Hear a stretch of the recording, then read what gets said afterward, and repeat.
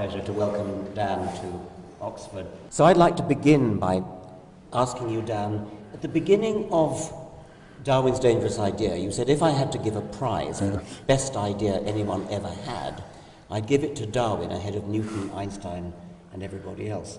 Now, I rather agree with that, but I take it you don't mean that Darwin's was the cleverest idea anyone ever had. It was the most, revolutionary, the one that did the most heavy lifting in terms of changing people's ideas. That's what I meant, and I still think it's right, and I've been delighted how many times that's been quoted since then, people seeing the point. It's Darwin's idea that unifies everything, from physics and quarks all the way to ethics and art and morality and love, through the idea of natural selection, which is responsible for all the living things and all the artifacts that living things make. Not just the beaver's dam and the ant hill and the termite mound, but the cathedrals and the poetry and the music and the systems of law and so forth. Now you could mean by that natural selection produces brains, which then make cathedrals and laws. Or you could mean that that something a bit like natural selection actually works on human artifacts, which is a bit of a stretch, but that is another way of applying Darwinism. That's another way, and funny you should mention it, Richard, because I cite you as the sort of principal author of that idea, the idea of a meme of cultural evolution, as you know, and I've acknowledged there are other people who had similar ideas before you, but you're the one who clarified it and made it a really tempting theoretical prospect. And I'm one of those who picked up the meme idea and thought, no, this is not just a metaphor. This is serious. This is a good idea. And actually right now I'm planning, as soon as I finish the book I'm working on, to write a book about mimetics and memes, the bad arguments against them, and what it really can do. And I think that it's not just memes. I think that one of the fundamental insights that we can get from a Darwinian perspective is the idea that just as trees, let's say, there's many brilliant details to trees. They're brilliantly designed, but by nobody. There's lots of reasons why trees have the arrangement of parts that they do. And the same is true of many cultural entities. They are cunningly organized to perpetuate themselves and to protect themselves. And sometimes, rarely, there's a human being or a group of human beings or a cabal of priests or something like that that have actively designed this thing, but usually not. Usually the design has exactly the same provenance as the design of the bird's wing. It came about by differential replication of what are basically unintended, more or less mindless mutations. It's important to understand that in both cases, both for genes and memes, natural selection does work at the level of the replicator. It's changing the frequencies with which replicators are found in the replicator pool. And so something like a bird's wing, which you mentioned, is not a replicator. I mean, it's phenotype which is produced by a long succession of cumulative selection of genes improving birds' wings. I mean, something like a religion has not been designed, or maybe some of them have. I mean, Scientology. A good example, yes. There's intelligent design for you right there. So Scientology is intelligently designed. Mormonism is possibly intelligently designed, rather less intelligently. But the more interesting idea is that religions and other cultural entities achieve the structure that they do by a more than just kind of natural, I mean a real natural selection of self-replicating entities. And you mentioned just now bad objections to the idea. I mean, one of those bad objections, it seems to me, is that unlike genes, which have a very high fidelity replication, DNA has very high fidelity replication, memes are often said to be so inaccurately copied that they won't function. And I've got an answer to that. I expect you have as well. Yes, I certainly do. But first, let me just give you a nice example, which I much admire. A French philosopher, I think he was a philosopher, maybe an anthropologist, observing canoes made in Polynesia. And he made the, I think, lovely point that these Polynesians, they're not clever designers. They're just making boats the way my grandfather and his father before him made boats. But the sea is the selector. The boats that come back, they copy. The boats that don't come back, they don't copy. It's natural selection right there. A pure example of it. I think that the key for me is that language is the key element in cultural transmission. I think language, which only one species has, not real language, as opposed to a simple communication system. Words themselves have replicative norms. They're like genes in this regard, and it's the fact that we can transmit cultural information with language which secures the level of fidelity which is needed for cumulative selection. If we could imagine doing an experiment, what the English call Chinese whispers and Americans call telephone, where you have a line of 20 children, and you whisper something into the ear of the first child, who whispers it into the ear of the second, and it goes on down the line. And the question is, will it survive 20 generations of transmission? And the answer is that it very likely will, if it's short enough, and if it's spoken in the language that the children understand. No. Because even though one child may say it in a Scottish accent, one in an Irish accent, one in an American accent, so that by no means is it replicated with the fidelity of DNA. Nevertheless, it's self-normalizing. Because all the children in the line have the same lexicon from which they draw the words as they hear them. If, on the other hand, the message is given in Serbo-Croat, assuming that we're not, assuming that we're in England, then all the children can do is copy phonetically what they hear, and then it really will change extremely rapidly, and at the end of the 20th child will be unrecognizable. One of the points about language that I love to stress, everybody is very impressed with the fact that language is a great vehicle of communication and comprehension. They less often notice that language is great even when you don't understand it. That language has the self-normalizing power that permits the transmission of semi-understood or imperfectly understood information. I have a little demo. I want you to repeat after me exactly what you hear. Are you ready? So repeat after me. Mundify the epigastrium. Mundify the epigastrium. Again. Mundify the epigastrium. Again. Mundify the epigastrium. Just about perfect. Do you know what it means? No. You don't have to. Now I'm going to try another one. Same thing. Repeat after me. Are you ready? Oh, do it again now. You can't do it. The reason it was so easy in the first case is that you have norms, phonetic norms. You've got English. And you automatically, involuntarily, you corrected the norm. This means that you can transmit a line that you may not understand, let alone believe, but you can transmit it faithfully from person to person because language has this wonderful proofreading capacity built right into it. Language wasn't the first thing on this planet that had that power. DNA has that power. And it's the same power, and this is the key, I think, to high enough fidelity transmission so that culture can really be cumulative. I think that's absolutely right. And if you think about, say, a transmission of a skill, like a skill in carpentry or pottery or something, the master demonstrates to the apprentice, not using language now, using just simple demonstration.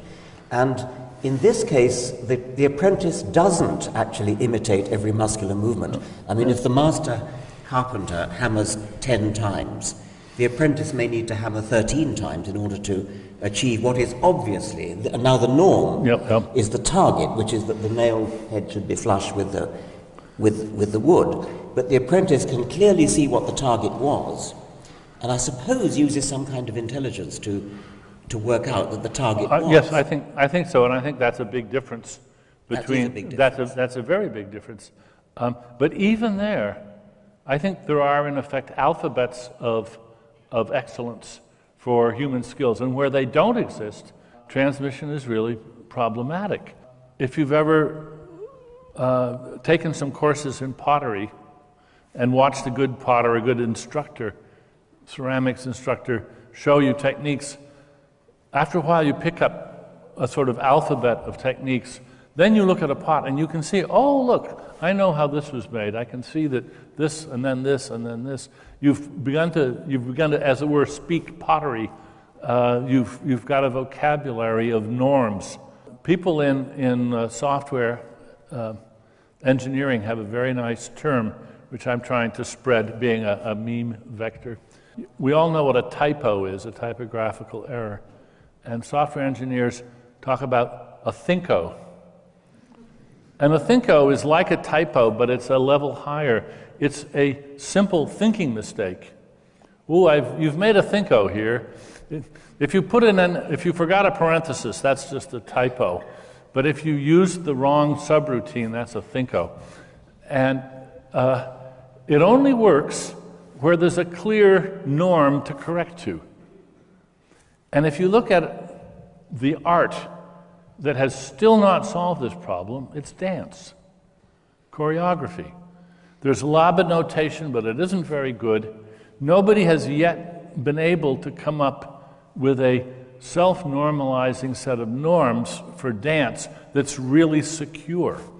And that's why, if it weren't for cinematography, for having videotapes or films, we wouldn't be able really to appreciate the artistry of some dancers and choreographers, because they don't have what the musicians have, at least in the West, where they have the system of musical notation.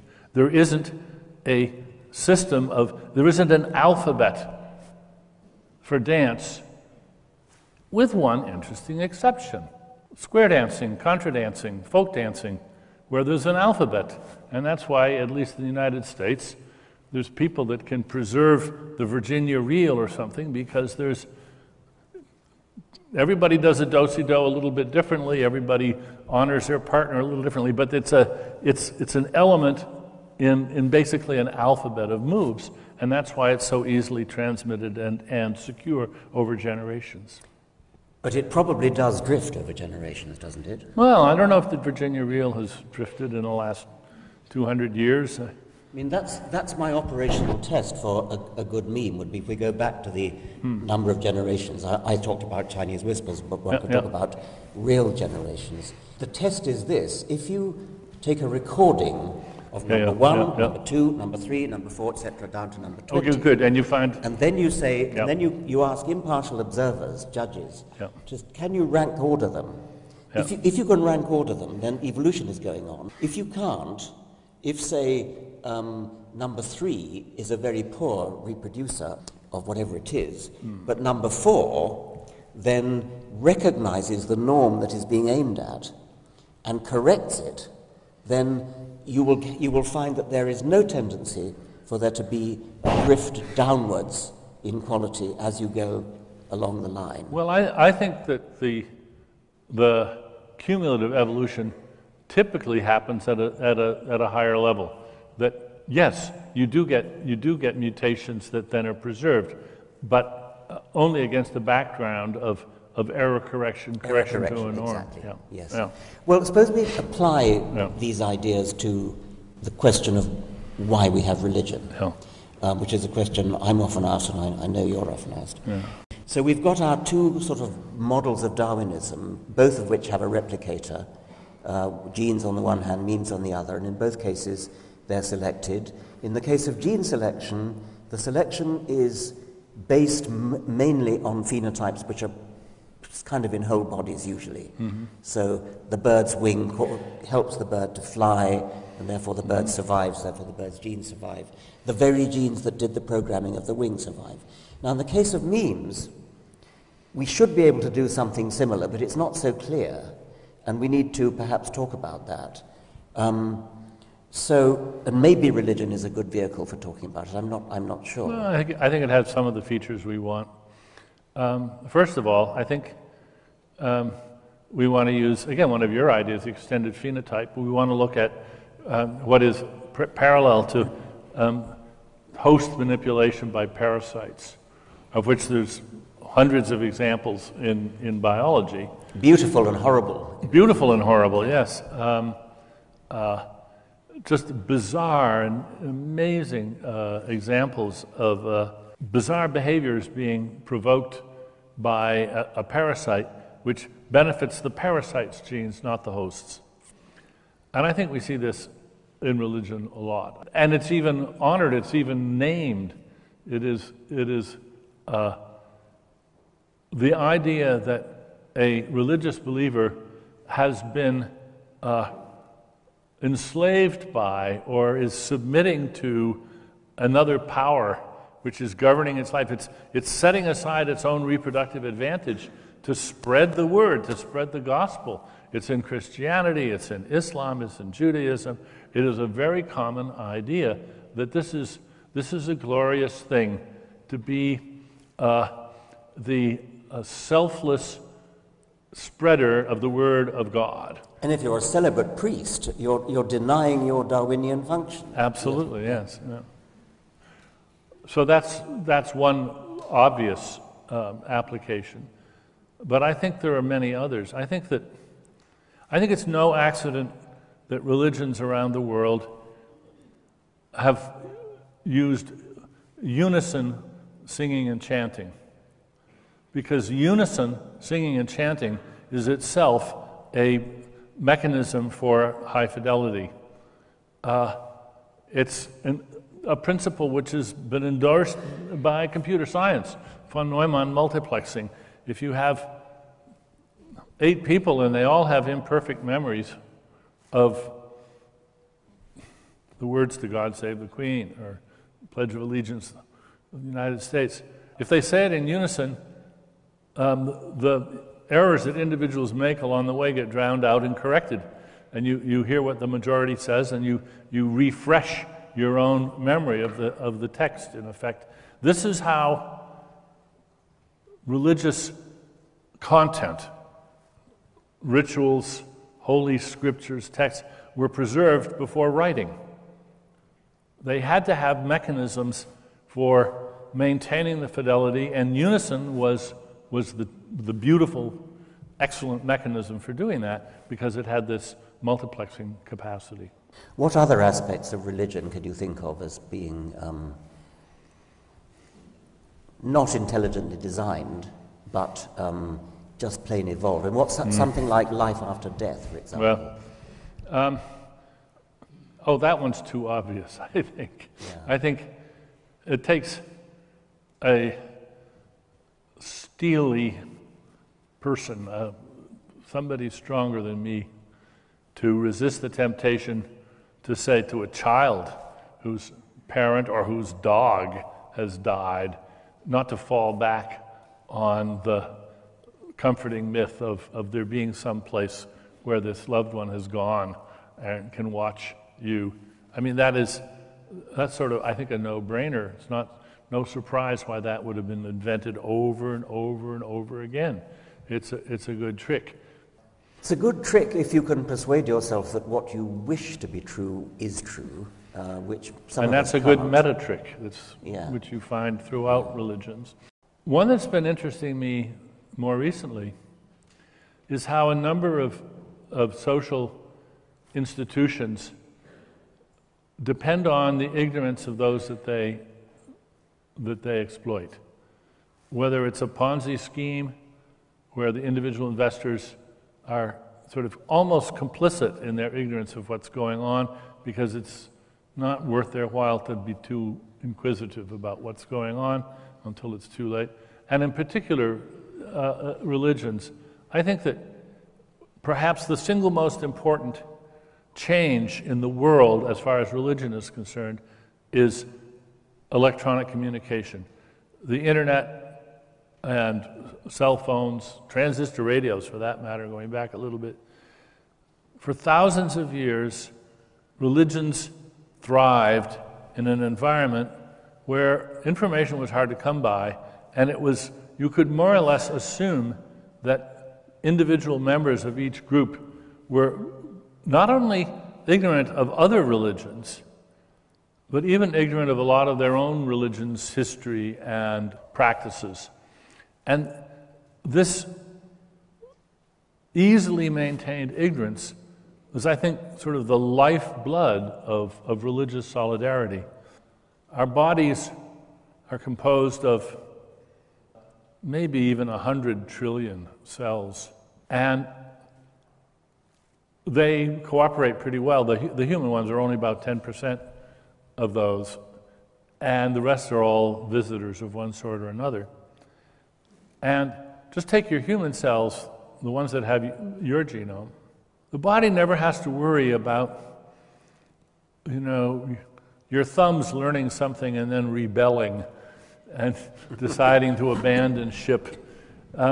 They are on their life mission has been determined in development from the moment that they were born became the daughter cell of some mother cell, and they don't have any wherewithal to learn about the outside world and wonder whether or not maybe life would be better if they were not quite so cooperative. And religions were like that.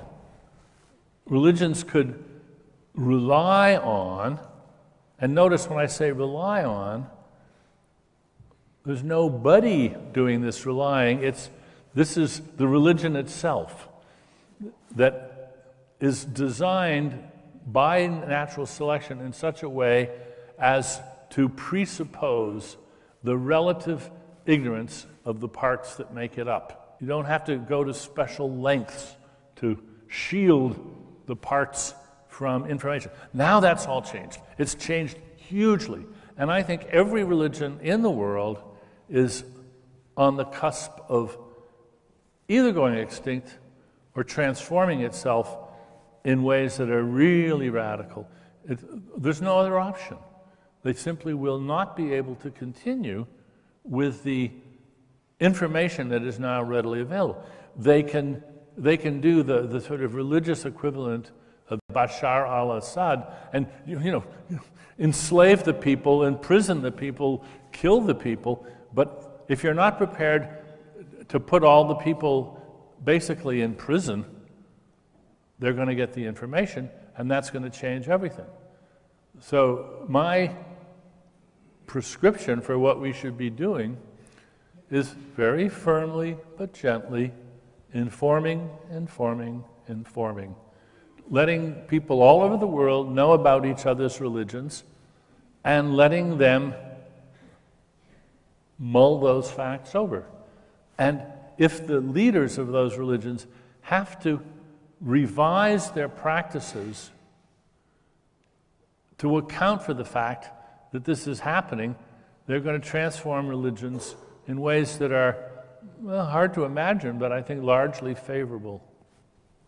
Not sure if I quite got the analogy with the toes not being able to break away. I mean, you gave us the reason for that they don't know how to do it, and that's where the analogy with ignorance comes. Well, there is cancer, of course. That's the rebellion. That's François Jacob, who said, "The dream of every cell is to become two cells." Yeah.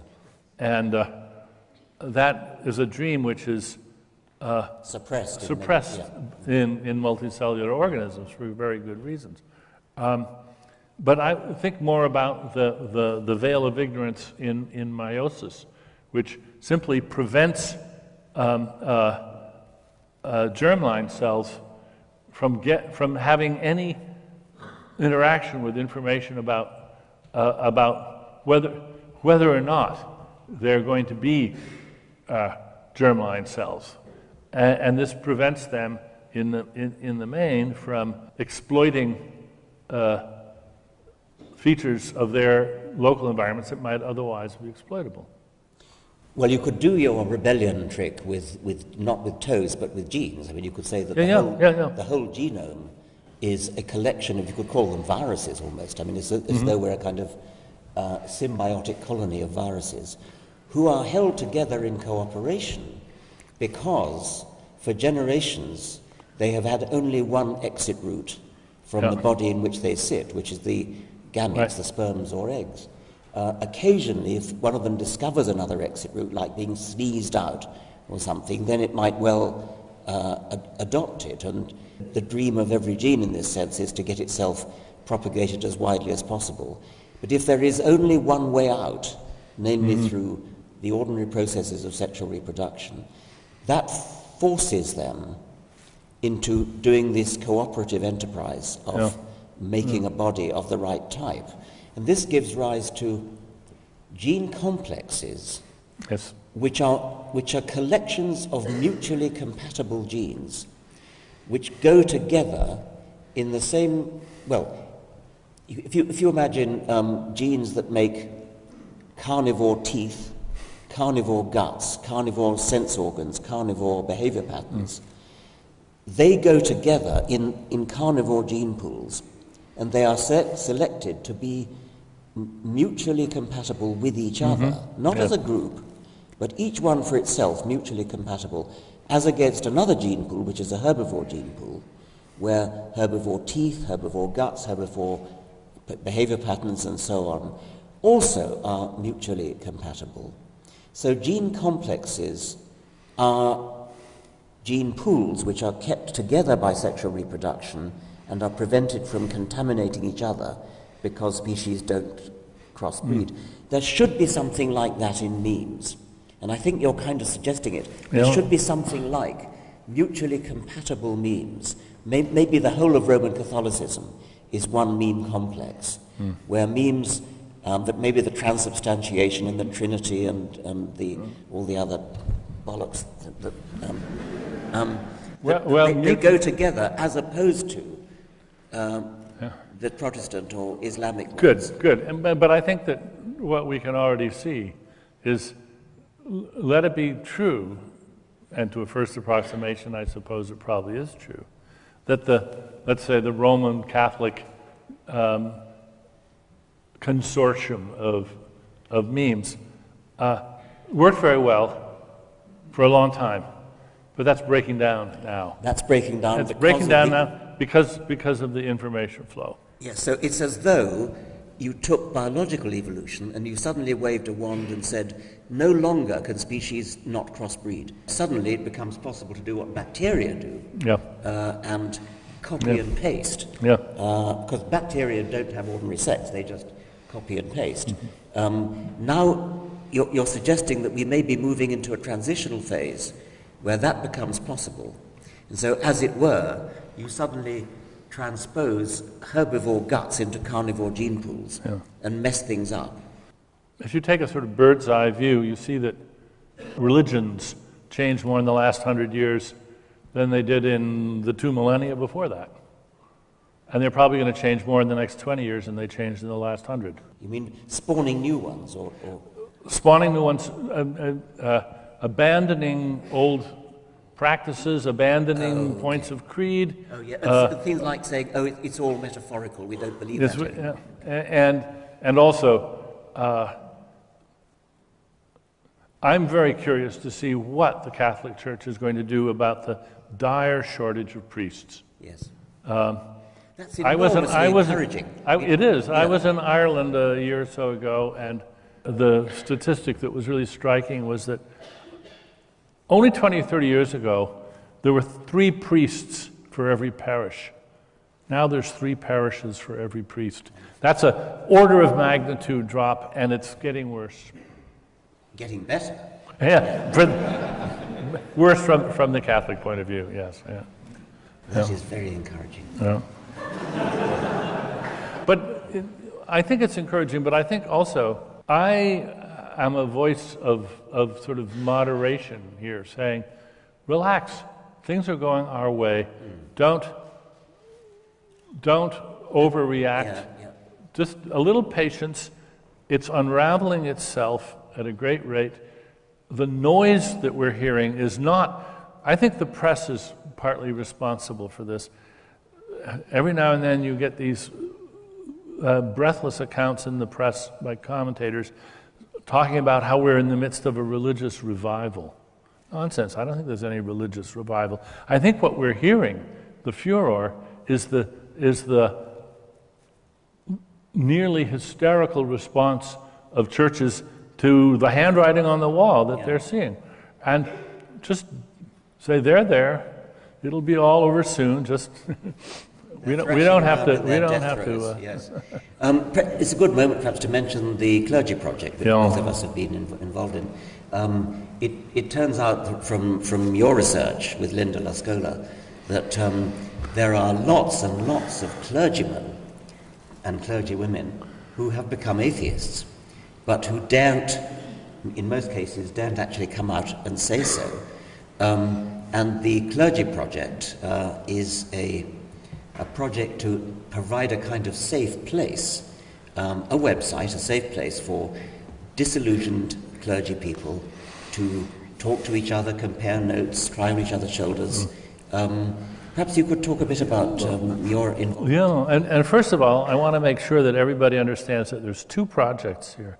There's the Lascola Dennett research project, where Linda is the brilliant interviewer, and we set out not to start a website. We set out simply to find and interview in deepest confidence clergy, active clergy that had parishes that were preaching from pulpits, and find out what it was like to be them. And we found some, and they're actually quite wonderful people, and they're caught in a terrible trap because they wanted to do good, they wanted to help other people, they thought this was the right way to do it, and they piled diplomacy on diplomacy until it became hypocrisy, and there's no bright line between the two, and they found that they were devoting their life to preaching doctrines they no longer believed in order to carry on their good works.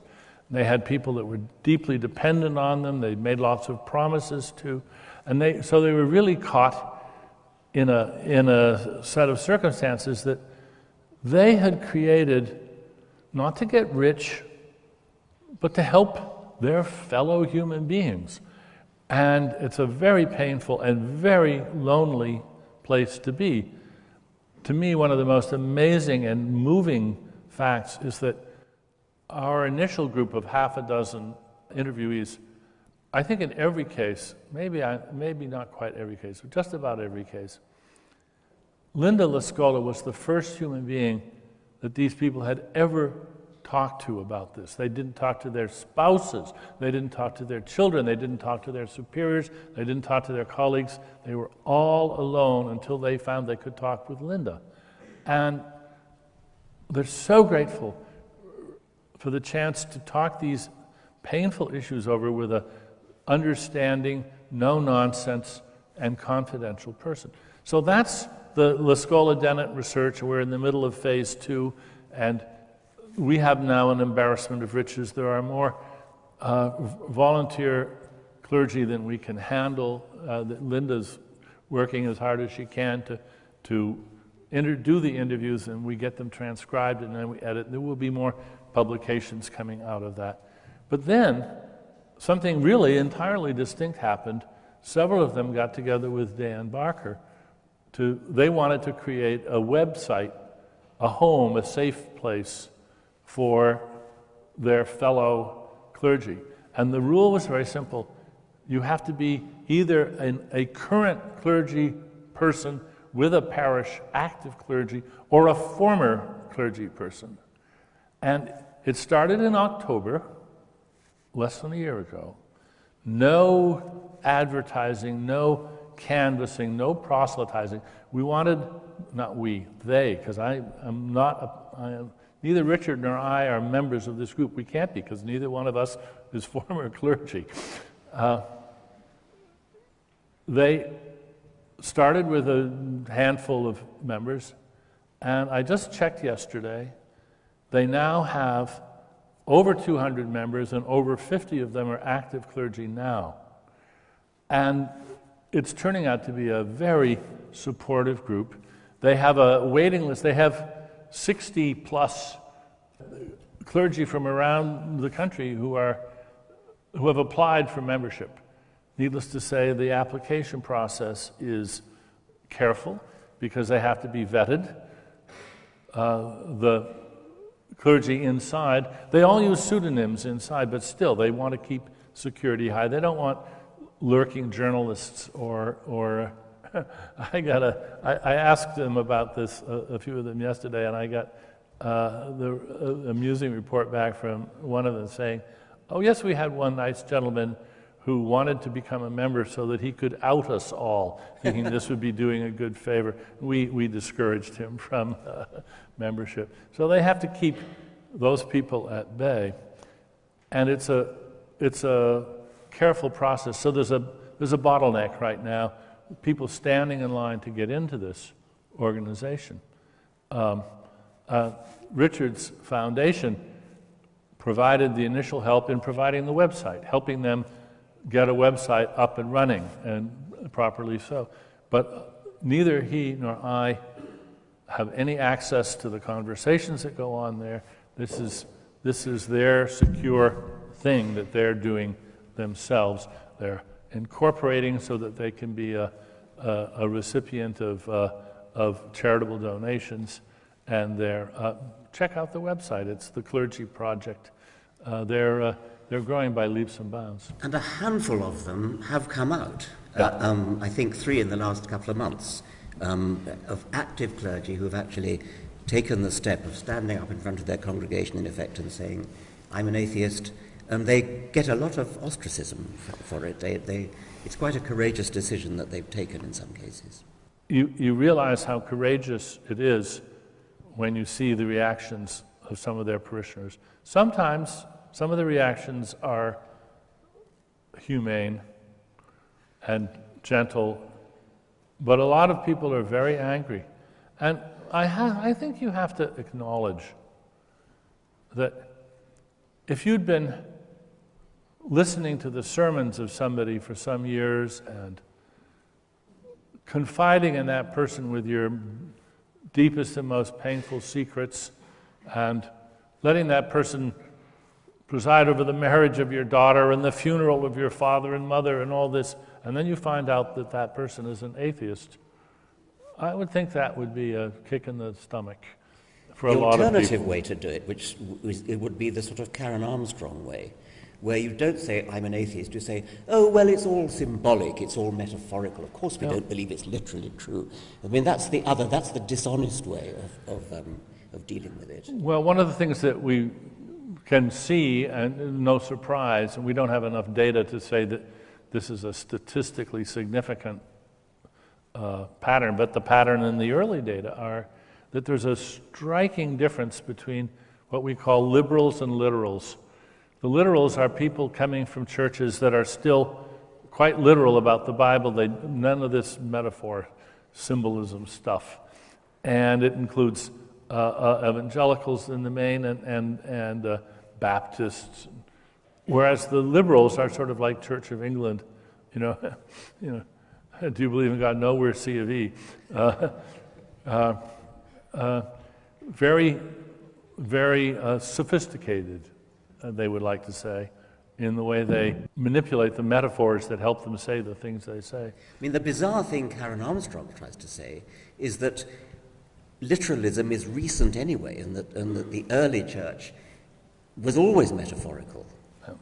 I find that she's the historical scholar, but I find that on the face of it very hard to believe. Here's what happens. Every generation, going back for several thousand years, the great majority of the members of any church just don't give it much thought. This is what the elders say, this is what mom and dad do. We go to church, we say these things, and it actually is not a matter of great reflection for them. So they go along. And then there's always in every generation a few who just can't quite do that. They're too skeptical, they're too critical, they're too reflective, and so they think about it, and they spend some serious time and effort trying to reconcile their regular beliefs with what they're told by their church they should believe. That's not easy. And they're the theologians. And they're very clever, and each generation has their theologians who take on the thankless task of creating this ever-revising set of metaphors and analogies so that they can go on saying the things they feel obliged to say and finding a meaning in them that they can, in good conscience, accept. Needless to say that the great majority of people don't need that, and they don't pay any attention to the theologians, who basically pay attention to each other. One wonders why they bother. I mean, it doesn't seem like much of a way to spend your life. Well, if you're raised in that tradition, loyalty to that tradition is of close to paramount importance. Perhaps because you believe the fib of all fibs, that you can't be good without God. If you believe that, then if you have this frame of mind, then I think it makes some sense to try to be a theologian. If you believe that, yeah.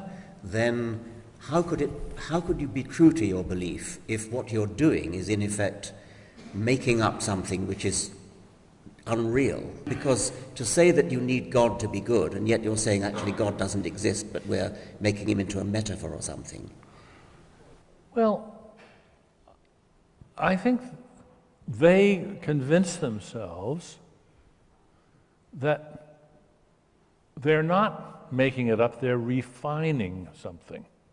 They're finding the hidden core of an idea and just scraping off the crude, primitive trappings of earlier generations and getting at the nugget at the center. I mean, that's what they think they're doing. And if they were, that would be good work. Except that it presupposes that the primitives who began it in the first place had some kind of forecasting wisdom, such that they could see that, primitive as it sounds, there is a nugget there. Why should there be a nugget at all? Well, if you believe that God told them, that solves that problem. Yeah. I was told that we should open it up to questions. Open up for questions, yes. I'd like to revisit, if I may, when you were talking about compatible memes in religion. So you were comparing the Catholicism, for instance, with Islam and herbivores and carnivores. I'm a biologist, so when you talk about convergent evolution, so if you remove the isolation between those two, that you might see like a dilution effect, which is what you were talking about might be happening now.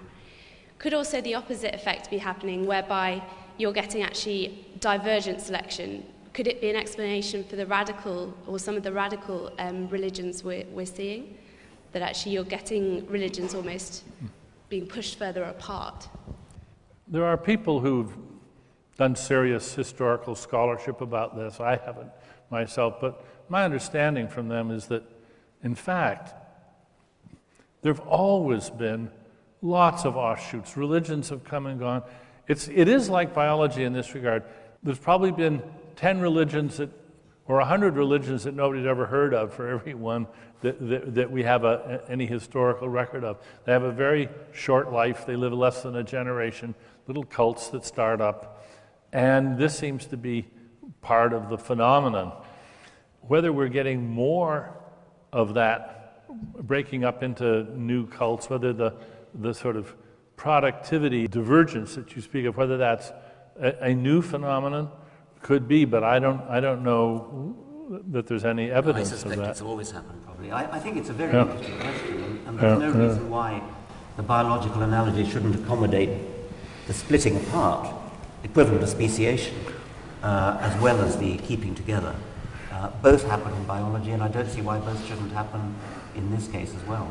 There are some differences, of course.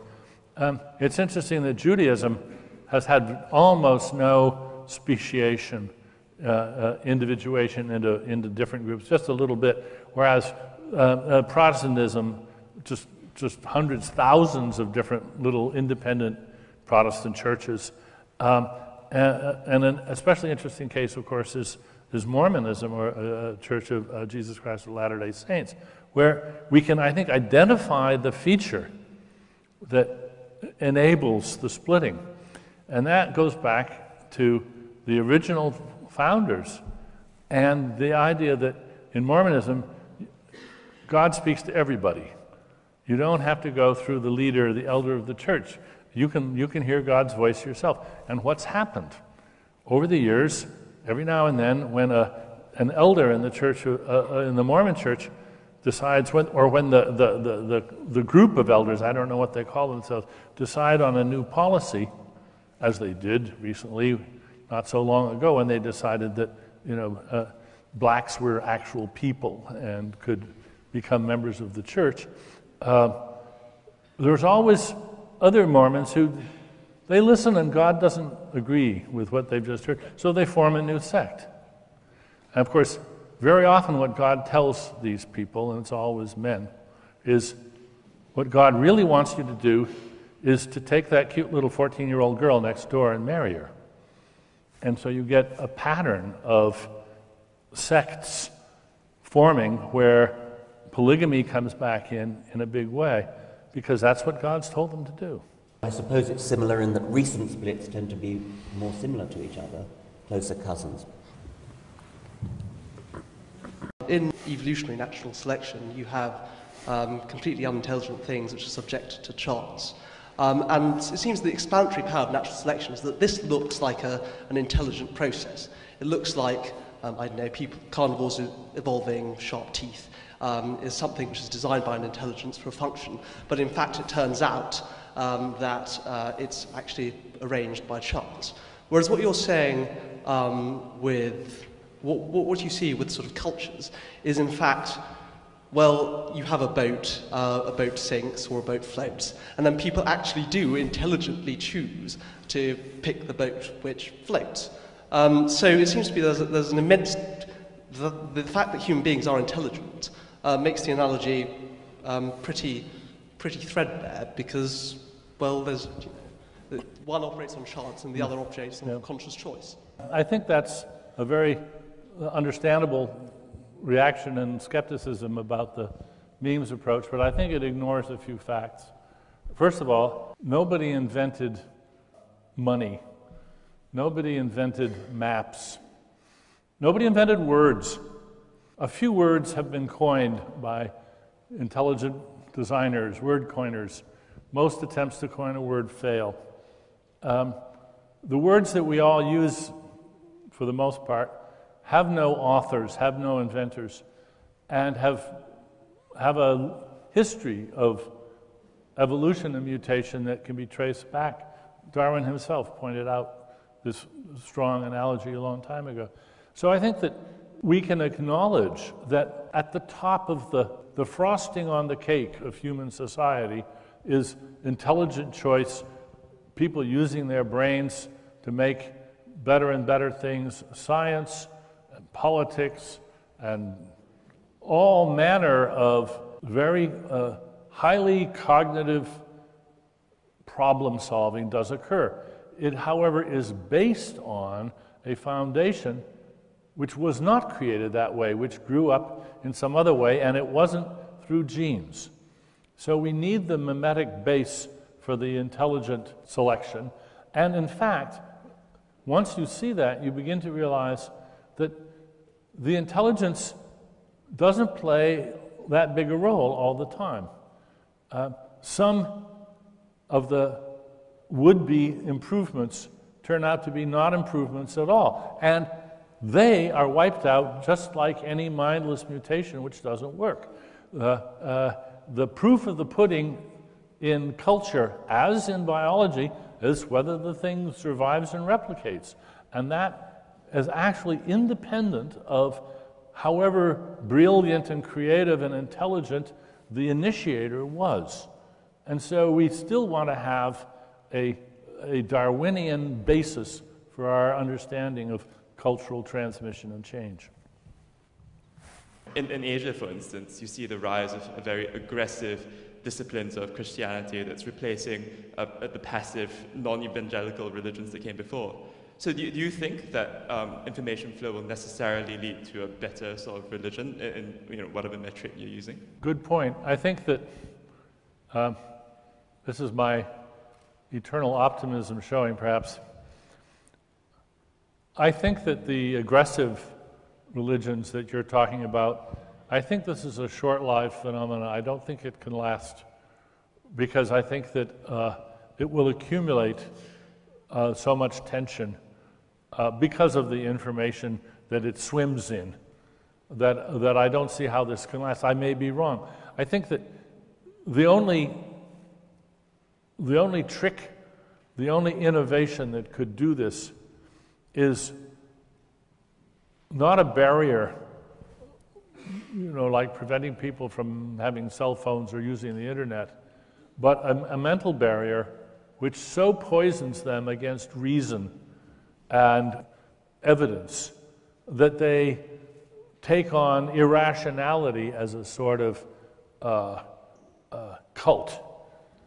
I can imagine that protecting them from the great wash of information around them, and we see that there are things on the web that have that flavor.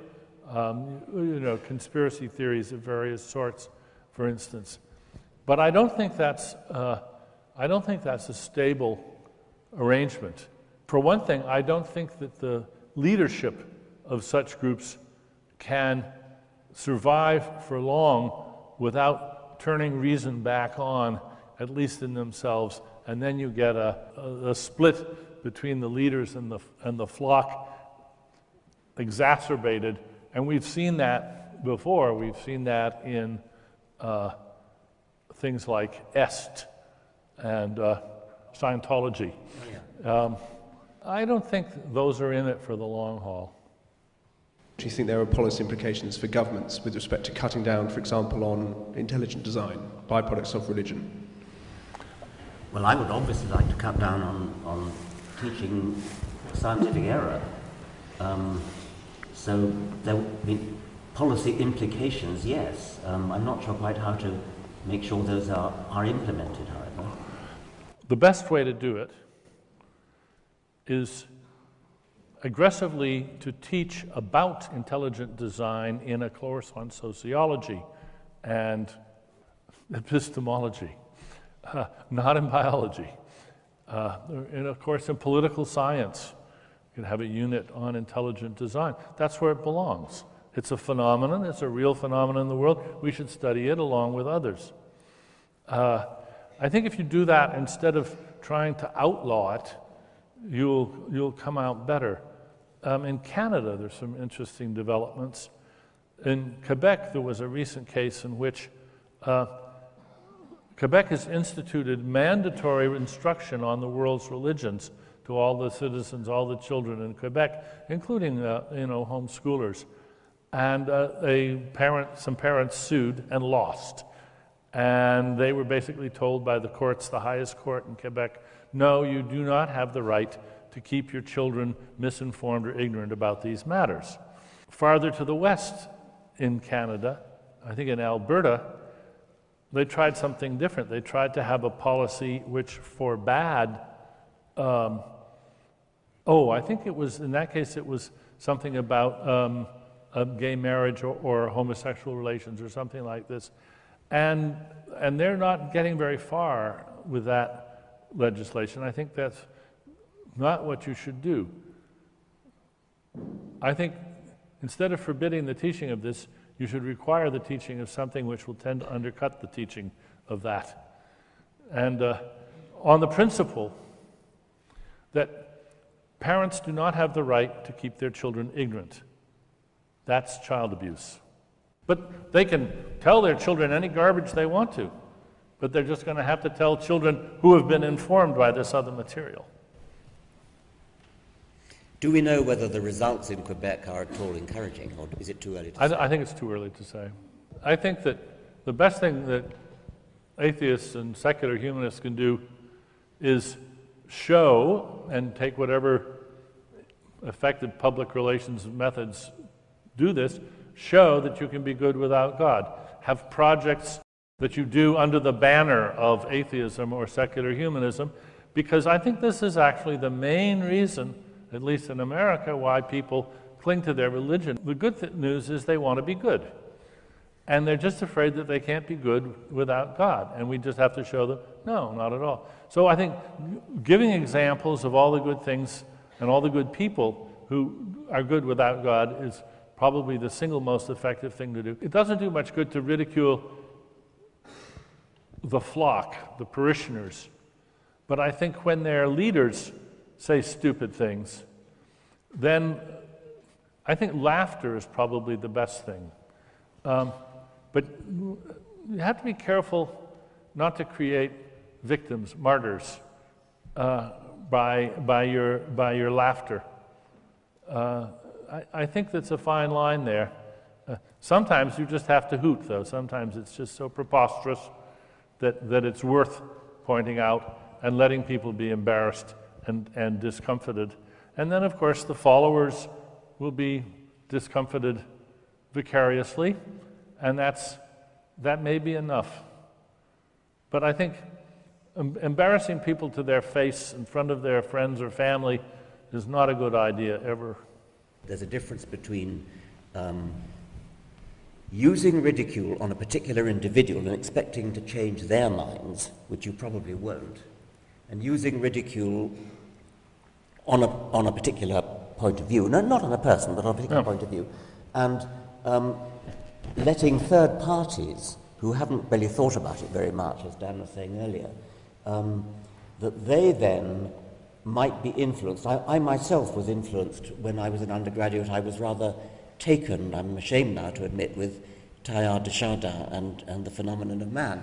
And I was taken in by what Peter Meadower called that euphoristic, tipsy prose poetry, which is one of the more tiresome manifestations of the French spirit. So I was taken in by that. And then I read Meadower's review of the phenomenon of man, and was completely won over. I mean, immediately this witty takedown of this pretentious theologian. And I realized, gosh, I'd been fooled, I'd been conned. And so one of the things that I try to do when I do occasionally indulge in ridicule is that I'm not trying to actually change the mind of a real dyed-in-the-wool, deeply religious person. I'm trying to change the mind of somebody who's sitting on the fence and who hasn't really given it very, very much thought. But I do want to come back to your point about you can be moral without God, of course. I mean, the reason that's the most important point to get across is quite simply the totally bizarre fact that an awful lot of people think you do need God to be moral. If they gave it a moment's thought, they would realize that you certainly don't get your morals from the Bible or the Quran. So, I mean, anybody who does that hasn't read the Bible. But then you're left with your only reason you're good is that you're sucking up to God, which is a very ignoble reason to be good. Pie in the sky, yes.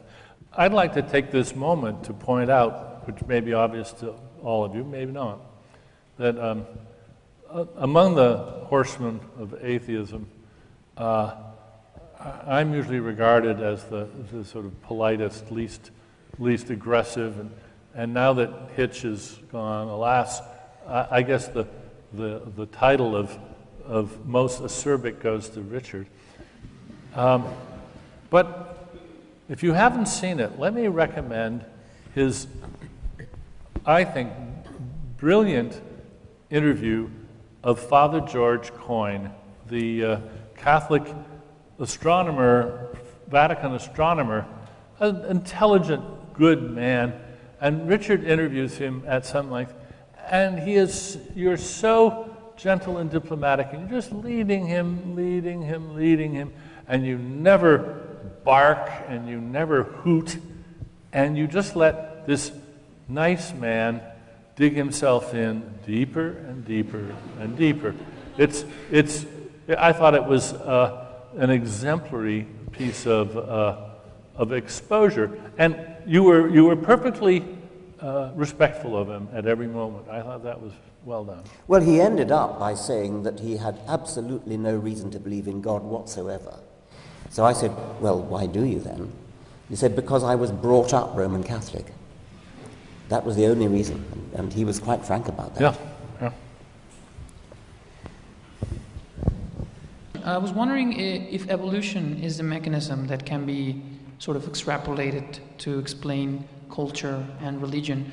How can we use this framework to explain people engaging in behaviors that seem to contradict these principles, like a suicide bomber? Why do people engage in this sorts of behaviors?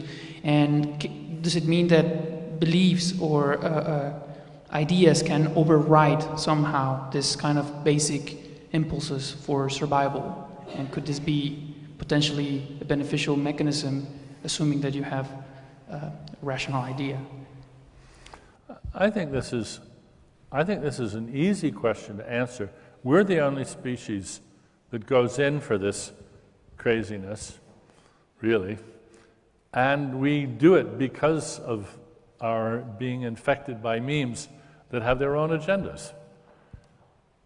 In the same way that there are suicidal ants that climb up stalks of grass where they're more likely to be eaten by sheep or cows, and it's because their brain has been invaded by a lancet fluke, Dicrocilium dendriticum, that needs to get into the belly of a cow or a sheep. This is host manipulation by parasite. And once you recognize that cultural entities can do that, can harness a person's energy and talent and cognitive skills and all the rest to further its replicative purposes, and you say, well, wait a minute, a religion doesn't have any, it's not intelligent. Well, what do you think a lancet fluke is intelligent? It has the IQ of a carrot. It doesn't have to be intelligent, it just has to be designed to have this effect, and it will benefit from it. And similarly, a religious meme that is designed by evolution, by cultural evolution, to have the effect of promoting selfless martyrdom behavior on behalf of those that it infects, that's a very effective meme. Sam Harris said, the thing you have to understand is that these people really believe what they say they believe. They actually believe that when they die a martyr's death, they are going to a martyr's paradise. And moreover, every time a suicide bomber is successful, there are numerous copycat people who wish to imitate. It literally is a meme in the sense of self-copy. So it's not, as Dan says, it's not at all difficult to understand how it happens once you grasp that natural selection doesn't only select genes, in which case you couldn't have suicide, but it selects memes as well, in which case it's very easy. I think most of us, if we reflected good and hard, could think of some purpose, some averting some terrible catastrophe on this planet that we would be prepared to risk and even sacrifice our lives for. It doesn't have to be religious. That's what thinking beings do. They take ideas seriously. And that's how we differ from other animals. We take ideas very seriously. The good news is that the fastest growing category in the world is no religion at all. It's growing faster than Islam, which is the fastest growing religion. And Islam is growing largely by birth rate, not by conversion. And for a religion to grow by birth rate presupposes that children inherit the religion of their parents. That's right. Which unfortunately they do. But that's a loop we've got to try and break. Well, yes, it's not that hard to break. The Baptist commissioned a survey by their own social scientists who said if current trends continue, this was a few years ago, reported in the New York Times, only 4% of the youngsters that were being raised as Baptists were going to be Bible-believing adults. It takes 20 years, to raise a believer in 20 minutes to turn them into an apostate. That's an encouraging thought. Are you sure? It happens. I mean, you get mail, I get mail. True, yeah. You said earlier that you thought one of the best ways to see religion slowly dissolve was by showing all the followers the different religions and non-religions and the ideas. But surely that precludes two other scenarios which actually create the opposite effect, that don't help dissolve religion, they help strengthen it. The first is that different religions with similar bases, such as the Abrahamic religions, merely see what they have in common, which increases their belief that they are correct, not the atheists, after seeing how wide their beliefs are held in other cultures, not just their own. The other is that by showing religious followers their different beliefs, you don't confuse them, you merely create a rally around the flag effect, whereby they see they see effectively their opposition, they see what even the previously casual believers see, that what the beliefs that they've grown up with as under threat, and so they merely grow stronger in that. What would you say to that? Well, I think that's a possibility in both cases. I would insist on putting into the compulsory education on religions that I supported a good sympathetic account of the John Frum religion, the cargo cult, which was started during World War II, and it's hilarious. It's heartbreaking in a way, because the natives on this little island are still marching around carrying American flags and waiting for John Frum, their savior, to come back with cargo. And I think just letting people know that, it puts a little seed into their minds. And it may take a long time, but if you show them that vividly, at some point, don't expect immediate recognition, but at some point it may suddenly hit them. Wait a minute, isn't that how my religion started? Isn't mine just as wacky as these? The juxtaposition of different religions, even though they can see some similarities, they'll see similarities with even the wildest and most exotic religion, similarities between that religion and their own, and that will be food for thought. I think the questioner has a point, though, that there does seem to be a tendency to say, oh, well, of course, that's just ridiculous, but my religion is... There's a tendency, yes, of course. But I think that's a reaction which is a relatively brittle reaction. I don't mind that people have that reaction. I think, for the time being, that's of course how they're going to react. Give them a few years. Let them think about it for a while. I am a believer in sort of slow-working ideas here. Just let them settle in and let people see what they think in a while. I think it's always a mistake to press for a conversion right now. People just don't want to do that. And don't try. Just settle for laying a few facts on them and letting those facts percolate away in their heads for a while and see what comes of it later. Science says that solidity is the power to exclude other bodies, but we define other bodies as solid. Science doesn't actually explain the most basic notions of the world, but kind of just shows the limits of our rationality. Well, I think there's this much truth in that. There are questions that are very, very important that are not scientific questions. They are, in a very broad sense, political questions. There are questions where we have to decide how we want to live and how we want others to live, what we want the imaginary social contract to be. Science isn't going to tell you what that is. A process which is a little bit like science is the way that can get done, I think, ideally, and that is a bringing together people and letting everybody, under rules of respectful discourse, try to persuade each other of what they think the most important things are. Whatever consensus you get from that sort of exercise can do as good a job as any of settling what should be important in this society.